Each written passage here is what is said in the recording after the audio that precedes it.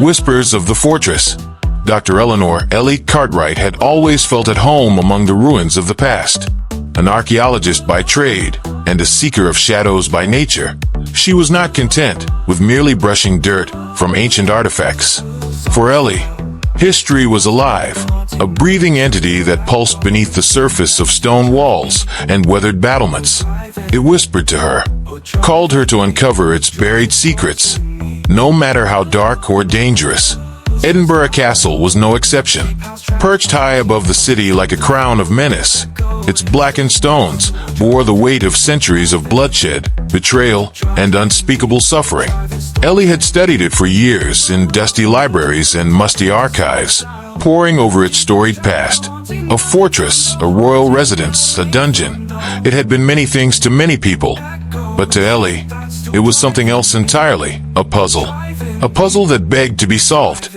Ellie's obsession began when she was a child, listening to her Scottish grandmother's tales of the castle's ghosts. There was the headless drummer boy, whose rhythmic warning foretold disaster. The spectral piper, lost in the tunnels beneath the castle, his mournful tune said to echo through the stone. And the countless prisoners who had died in agony, their restless spirits rumored to wander the fortress to this day. As she stood before the massive gates of Edinburgh Castle, Ellie couldn't help but feel the weight of those stories pressing down on her. This trip wasn't just another research expedition, it was personal. The castle had called to her, and she had answered. Ellie wasn't alone in her endeavor. Accompanying her was Callum McRae, a young historian with a sharp tongue and an even sharper sense of skepticism. While Ellie chased the ghosts of the past, Callum was there to tether her to reality. Or so he thought. His expertise lay in debunking myths and unraveling the factual history hidden beneath layers of folklore. To him, the castle was nothing more than an imposing monument to human cruelty, not a hotbed of paranormal activity. But as they crossed the threshold into the castle's inner sanctum, even Callum couldn't deny the oppressive atmosphere. The air seemed thicker here, the shadows deeper, the silence unnervingly loud. Ellie felt a shiver crawl up her spine, though whether it was from the chill of the Scottish wind or the castle's infamous aura, she couldn't say. There was something here, something watching, waiting. She had felt it in other places before, an ancient energy that defied logic and begged to be understood. Her hand tightened around the strap of her satchel, filled with notebooks, maps, and old journal entries, tools of her trade, and her shield against the unknown. As the sunlight began to wane, casting the castle in shades of gray and black, Ellie knew one thing for certain. The fortress had stood unyielding for centuries, but it had never faced her. Sentinel of shadows, Edinburgh Castle loomed over the city like a silent sentinel, its silhouette jagged and stark against the pale sky. The craggy outcrop of Castle Rock thrust the fortress skyward, as though it had been summoned by some ancient force to guard the land below. Every stone in its blackened walls bore the scars of history, scorched by fire, stained with blood, and worn smooth by the ceaseless battering of wind and rain. From this vantage point, Ellie could see the life of Edinburgh unfolding far below. Cobblestone streets twisted and turned like veins through the old town, bustling with tourists and locals who moved through their routines unaware of the shadows that loomed over them. She thought of the stories she'd read, how enemies had once looked up at these same walls, their minds filled with dread at the castle's impregnable defenses. But it wasn't just its military might that made the fortress unassailable. Something darker seemed to cling to its stones, a malevolence that had seeped into its foundations over the centuries. The air grew colder the closer she approached the gates. Ellie had read about this phenomenon, a phenomenon skeptics dismissed as mere suggestion or microclimates. But here, in the castle's long shadow, it felt alive. The castle didn't just dominate the landscape, it seemed to draw the light from the world around it. Even the seagulls that wheeled overhead avoided the towers, their cries muffled as if swallowed by the thick air surrounding the battlements. The castle's presence was inescapable. From its towering curtain walls to the sheer drop of the cliffs below, it demanded reverence and repelled intimacy. It was as though it knew its visitors came with questions, and it had no intention of answering. Ellie felt the weight of that defiance as she passed beneath the portcullis gate, its iron teeth frozen in mid-bite. She paused for a moment, taking in the vastness of the courtyard beyond. Here, the ground was uneven, cobbled together like the fragments of a memory, a patchwork of time where soldiers had marched, traitors had been dragged, and innocence had screamed. Above her, the battlements jutted outward like jagged teeth. The castle keep, the oldest part of the fortress, rose in the distance, its dark windows like empty eyes peering out over the city. Somewhere deep within those walls, Ellie knew, were the tunnels, the ancient, twisting passageways where legends whispered of ghostly pipers and hidden treasure. It was both magnificent and terrifying, a monument to Scotland's resilience and its darkest tragedies. But as Ellie stood in the middle of the courtyard, the imposing beauty of the castle gave way to a creeping unease. It felt as though she were being watched, not by tourists or the occasional guide, but by something unseen, something older than the stones themselves. The wind shifted, carrying with it the faint scent of earth and something metallic. Blood. Ellie tightened her scarf against the chill, though it offered little comfort.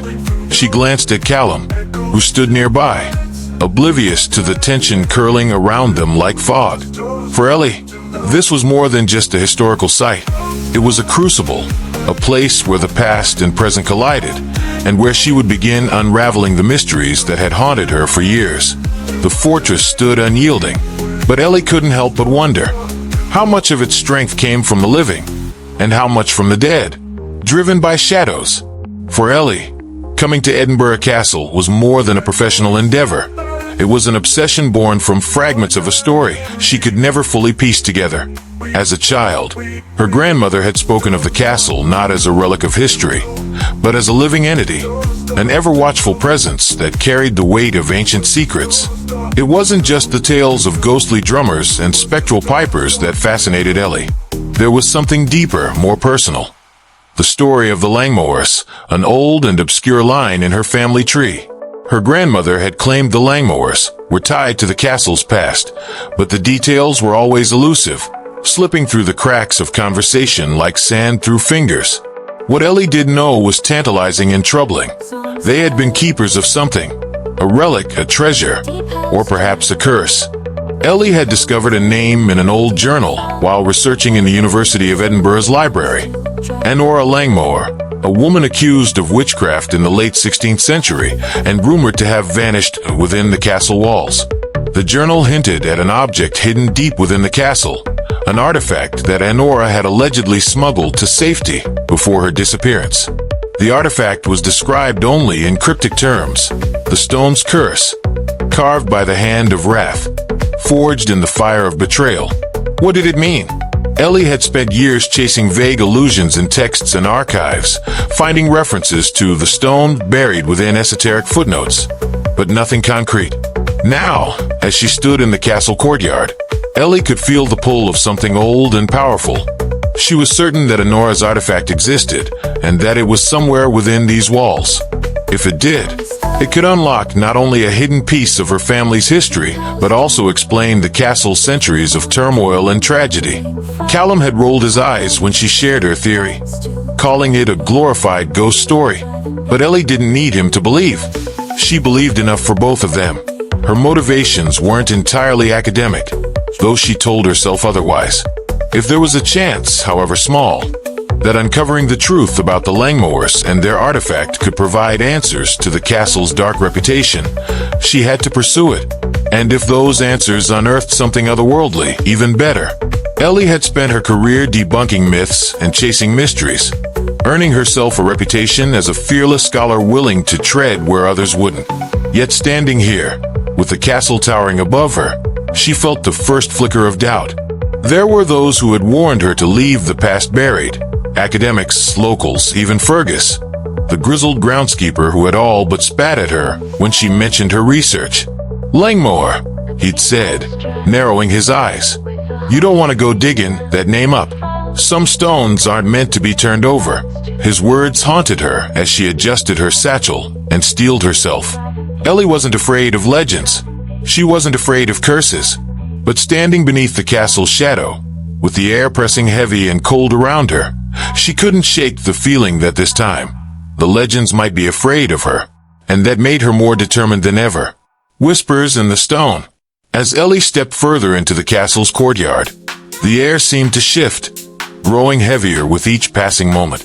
The low hum of tourists milling about faded into the background, muffled as though the ancient stones were swallowing sound itself. It wasn't an absence of noise, but a strange distortion, like listening to the world through water. She brushed it off at first, attributing it to jet lag or her own anticipation. But then there was the cold. The temperature dropped suddenly, though the sun still hung bright and clear in the sky. Ellie paused and adjusted her scarf, glancing at Callum, who was scanning the courtyard with an air of detached curiosity. He didn't seem to notice the chill, or if he did, he wasn't showing it. Yet it felt unnatural, as though the castle itself was breathing cold air onto her skin.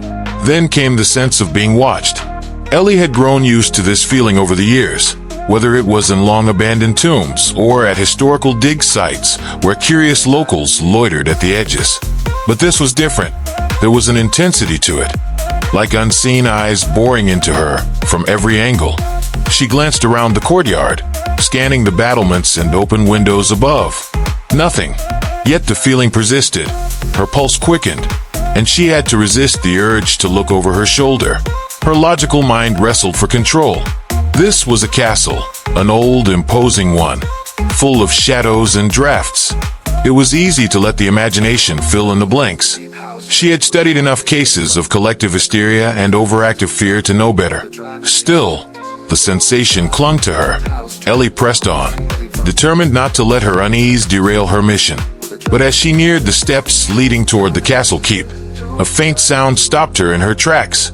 It was rhythmic, soft, and almost imperceptible at first, a distant, hollow tapping that seemed to echo through the stones. She strained to locate the source, but it was everywhere and nowhere, carried on the wind like a distant memory. Drums. The sound was unmistakable now. It was slow and steady, growing louder as if marching closer. Ellie turned to Callum, who was a few steps ahead. He hadn't noticed the sound, or if he had, he wasn't reacting to it. She opened her mouth to say something, but the sound suddenly stopped. Her breath caught, and a tingling sensation crept along the back of her neck. The silence that followed was thick, pressing down on her like the castle's weight above. She clenched her fists, forcing herself to focus. It was just her imagination. It had to be. But then she caught something out of the corner of her eye, a fleeting movement at the edge of her vision.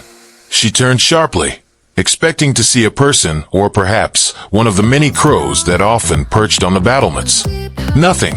The spot where she thought she saw movement, a narrow slit of a window high on the keep, was empty. The shadows within were so deep they seemed to ripple, but there was nothing there. Ellie? Callum's voice broke through her reverie, and she realized he was staring at her, his brow furrowed. She forced a laugh, hoping to dispel her rising unease. "Just soaking it all in," she said, her voice lighter than she felt. But as she followed Callum toward the keep, she couldn't shake the sensation of unseen eyes watching her every step. And far above them, in the narrow window, the shadows shifted once more.